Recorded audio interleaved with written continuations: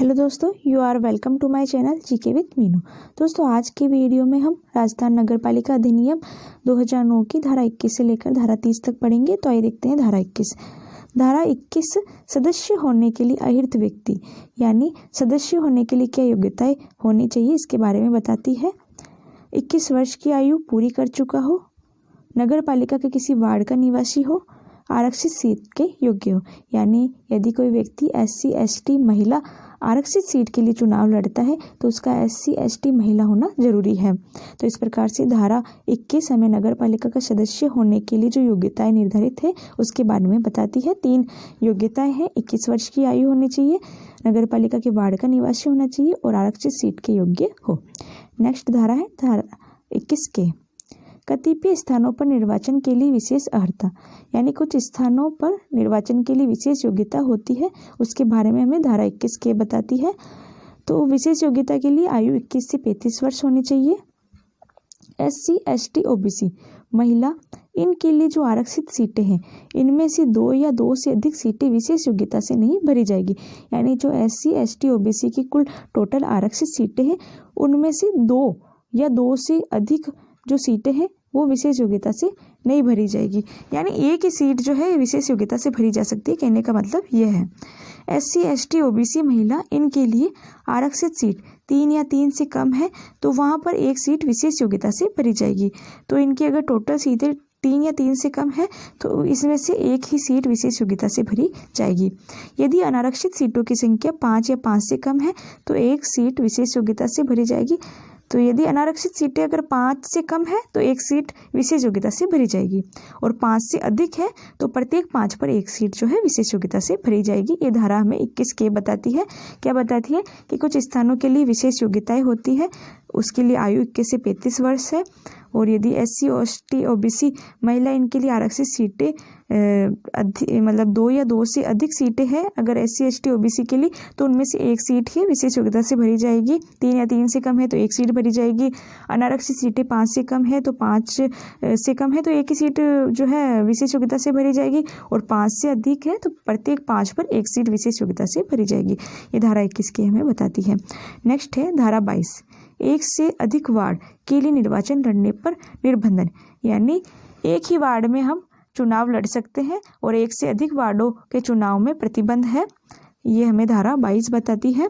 कोई भी व्यक्ति एक से अधिक वार्डों के लिए चुनाव लड़ने का हकदार नहीं होगा। सीधा सा कहने का अर्थ यह है कि कोई भी व्यक्ति एक ही वार्ड में चुनाव लड़ सकता है।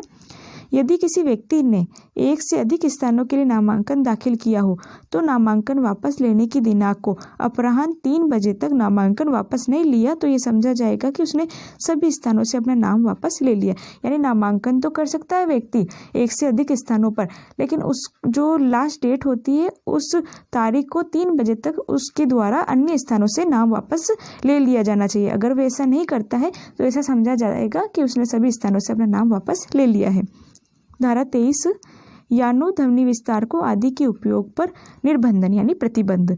तो जो भी लाउड स्पीकर होते हैं, जो भी प्रचार के साधन होते हैं, इन सभी पर प्रतिबंध है। तो वैसे भी दोस्तों आप सभी जानते हो आचार संहिता जब लागू होती है तो इन सब पर प्रतिबंध लग जाता है। तो ये धारा 23 हमें बताती है कि इन सब पर प्रतिबंध है। अगर ऐसा पाया जाता है कि कोई प्रतिबंध लगने के बाद भी अगर इसका कोई उल्लंघन कर रहा है तो उनके लिए सजा का प्रावधान है। जैसे सजा है 6 वर्ष तक उस व्यक्ति को सजा दी जाएगी। यानी 2 चुनाव नहीं लड़ सकता, 5 वर्ष तक तो एक चुनाव हो जाएगा और 1 साल और काउंट होगा तो वो जो सेकंड निर्वाचन का जो काल है वो भी उसके लिए वो भी उसमें भी नहीं लड़ सकता है। तो टोटल 10 साल के लिए उस पर एक तरीके से प्रतिबंध हो गया। तो सजा इसमें 6 वर्ष तक है, जुर्माना 2000 रुपये तक का है और चुनाव प्रतिबंध है। तो इस प्रकार से अगर कोई पाया जाता है प्रचार साधनों का उपयोग करते हुए, लाउड स्पीकरों का प्रयोग करते हुए, तो उस पर 6 वर्ष तक का सजा का प्रावधान है, जुर्माना लिया जाएगा 2000 रुपये का नोट। अब है धारा 24। सदस्यों के लिए साधारण निर्हरताएं। तो सदस्यों के लिए क्या योग्यताएं मतलब अयोग्यताएं होनी चाहिए उसके बारे में पढ़ेंगे धारा 24 में। निर्हरताएं मतलब अयोग्यताएं। 6 माह या अधिक की सजा दी गई हो, जिस व्यक्ति को अगर 6 माह या अधिक की सजा दी गई हो तो वो निर्वाचन नहीं कर सकता है, चुनाव नहीं लड़ सकता है। ऐसा कोई मामला विचाराधीन हो जिसमें 5 वर्ष या अधिक की सजा हो सकती हो। खाद्य अपमिश्रण अधिनियम 1956 के तहत सजा हो चुकी हो, भारतीय दंड संहिता 1973 की धारा 110 के तहत सजा दी गई हो जिससे केंद्रीय राज्य सेवा से हटाया गया हो, किसी व्यक्ति के 2 से अधिक संतान हो 27 नवंबर 1995 के बाद से। अगर किसी के 27 नवंबर 1995 के बाद से 3 संतानें हैं तो वह व्यक्ति चुनाव नहीं लड़ सकता है। यदि व्यक्ति पागल हो, नगर पालिका में गबन का मामला चल रहा हो, प्रत्यक्ष या अप्रत्यक्ष रूप से व्यावसायिक रूप से नगर पालिका से जुड़ा हुआ हो, गैर कानूनी कार्य में लिप्त हो। तो ये इतनी अयोग्यताएं बताई गई है धारा 24 में। अगर ये अयोग्यताएं किसी व्यक्ति में है तो वह चुनाव नहीं लड़ सकता है। नेक्स्ट है धारा 25 मतदान का अधिकार। किसको मतदान का अधिकार होगा? जिसका निर्वाचन सूची में नाम है वह व्यक्ति ही वोट दे सकता है। कोई भी व्यक्ति एक से अधिक बार वोट नहीं दे सकता है। यदि ऐसा करता है तो उसके सभी मत शून्य होंगे। ऐसा व्यक्ति मत नहीं देगा जो किसी कारागार में परिरुद्ध है यानी बंद है या पुलिस की विधि पूर्ण अभिरक्षा में है। यदि पुलिस की जो है अभिरक्षा में है, पुलिस के द्वारा वो बंद है जेल में, तब वो मतदान नहीं दे सकता है। नेक्स्ट है धारा 26 निर्वाचन में मत देने की रीति। किस प्रकार से जो है मत दिया जाएगा वो धारा 26 में बताती है। मत पत्र के माध्यम से दिए जाएंगे, यानी जो अपना वोट है वो बुलेट पत्र के माध्यम से या इलेक्ट्रॉनिक मशीन के माध्यम से दिए जा सकते हैं। मशीन से ईवीएम इलेक्ट्रॉनिक मशीन के माध्यम से। प्रॉक्सी वोट नहीं दिए जाएंगे। कोई व्यक्ति परोक्ष रूप से वोट नहीं देगा, प्रत्यक्ष रूप से ही देगा। अगर कोई व्यक्ति एक से अधिक उम्मीदवारों को मत देता है तो उसका मत शून्य मान लिया जाएगा। ये धारा 26 हमें बताती है। नेक्स्ट है धारा 27 आकस्मिक रिक्तियाँ किस प्रकार से भरी जाएगी। यदि कोई पद रिक्त चल रहा है, यदि किसी व्यक्ति की मृत्यु हो गई है या कोई व्यक्ति बीमार हो गया या किसी ने त्यागपत्र दे दिया तो उसका जो रिक्त पद है वो किस प्रकार से भरा जाएगा, ये धारा 27 में बताती है। उपनिर्वाचन के माध्यम से भरा जाएगा, यानी वापस जो चुनाव होंगे उसमें। इस पद पर निर्वाचित होने वाला व्यक्ति शेष कार्यकाल के लिए चुना जाएगा। अगर किसी पद पर आरक्षित पद का व्यक्ति हो तो आरक्षित वर्ग की सीट उसी वर्ग से भरी जाएगी। यदि किसी आरक्षित वर्ग का पद खाली चल रहा है तो उसी जो है आरक्षित वर्ग से ये सीट भरी जाएगी। यानी कोई एससी का व्यक्ति है तो एससी वर्ग से ये सीट भरी जाएगी, एसटी वाले में एसटी वर्ग से ही सीट भरी जाएगी, और महिला यदि कोई है तो महिला वर्ग से ही सीट भरी जाएगी। धारा 28 निर्वाचन अपराध।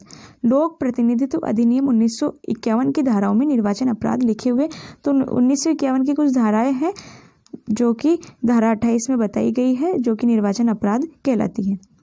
नेक्स्ट धारा 29 भ्रष्ट आचरण। यदि कोई व्यक्ति रिश्वत देता है, यानी कोई व्यक्ति जो है वो गलत तरीके से वोट हासिल करता है, रिश्वत देके किसी को लोभ लालच देके यदि कोई व्यक्ति वोट हासिल करता है तो भ्रष्ट आचरण समझा जाएगा। या कोई भी किसी व्यक्ति को किसी निर्वाचन में उम्मीदवार के रूप में खड़े होने या ना होने या अपनी उम्मीदवारी वापस लेने या कोई निर्वाचन लड़ने से हट जाने के लिए रिश्वत देता है तो ये भी भ्रष्ट आचरण कहलाएगा। और सेकंड बात है सामाजिक बहिष्कार की धमकी। यदि किसी व्यक्ति को सामाजिक बहिष्कार की धमकी दी जाती है, किसी जाति या समुदाय से बाहर करना या निष्कासित करना, इस प्रकार की धमकी दी जाती है तो ये भी भ्रष्ट आचरण कहलाएगा। धर्म, वंश, लिंग, जाति के आधार पर वोट मांगना, ये भी भ्रष्ट आचरण है। राजपत्रित अधिकारी, सरकारी कर्मचारियों, आबकारी अधिकारी, राजस्व अधिकारी, पुलिस कर्मचारियों, अगर सशस्त्र बलों का दुरुपयोग किया जाता है किसी व्यक्ति के द्वारा तो ये भी भ्रष्ट आचरण कहलाएगा धारा 29 के तहत। अब लास्ट है धारा 30 निर्वाचन संबंधी मामलों में सिविल न्यायालय की अधिकारिता, यानी निर्वाचन संबंधी किसी भी मामले में सिविल न्यायालय हस्तक्षेप नहीं कर सकता है। इन शॉर्ट में धारा ये बताती है। आगे हम देख लेते हैं थोड़ा डिटेल में भी। वार्ड के परिसीमन, वार्डों को स्थानों का आवंटन, निर्वाचक नामावली की तैयारी, निर्वाचन के संचालन से संबंधित किसी भी मामले में सिविल न्यायालय का हस्तक्षेप नहीं होगा। कहने का मतलब ये है कि निर्वाचन संबंधी किसी भी मामले में सिविल न्यायालय का हस्तक्षेप नहीं होगा। तो दोस्तों आज के वीडियो में हमने धारा 21 से लेकर धारा 30 तक के बारे में पढ़ा। धन्यवाद।